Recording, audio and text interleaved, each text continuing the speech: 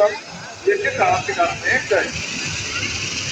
මොනේ තරම් අභිමානයක්ද මේ උරස්තේකින් තොරව මේ පුංචි බෝපවා හරි අභිමානයෙන් යුතුව මේ ශ්‍රාවක පාලකයා ඊටව රාජසිංහයන් ප්‍රාවිධාන කරපු ගුරු ආදියා නිරූපණය කර රජයත් දැක් ගන්න පුළුවන් ඒ ඊටත් ආශිර්වාදතුමා රජයේ දෙස්සක් කොළපන්න පබිමත් දුන්න සහපාත දැන් මානවකෝලව අපි පිළිපදින් සමාන කරනවා ඒ ගමන් කරද්දී අපිට දැන් කතා කරලා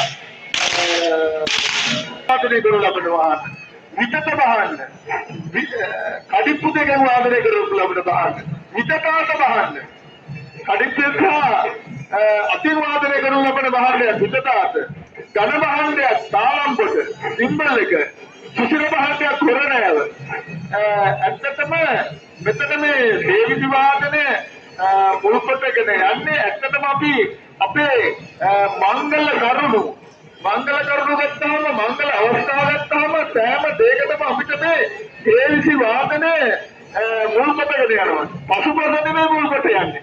ඒ මොකද අපි බුදුරජාණන් වහන්සේට නැත්නම් විහාරස්ථානයේට අපි බුද්ධ පුජාව වැඩමවීමේදී හේවිසි මුල්පතගෙන තමයි යන්නේ. ඇත්තටම පිරිසට ස්වාමීන් වහන්සේලාව ගැදවාගෙන ඒකට විහාරස්ථානයට ගිහිල්ලා මුලින්ම වාදනය කරන්න පුරප්ත දැන් පිට මහපිරිසට දැන් පිටක් කියලා. ඒ පද කොටස වාදනය කරනකොට අපේ ස්වාමීන් වහන්සේලා දැනගෙන ඉන්නවා දැන් මෙන්න මේ පිරිස ඇවිල්ලා ඉන්න පෞද්ගලික දෙවියන්ට ආරාධනා කරලා මේ හේවිසි වාදනය අපිට මූලික කොටගෙන තියෙන්නේ මේ චාරිත්‍රයේ දාපට අද දක්වා පැවතෙනවා. දලුමුර දෙනවා. ඒ දලුමුර කාර්යය කියලා කියනවා. උඩරට කියනවා පුලත්පදේ කියලා.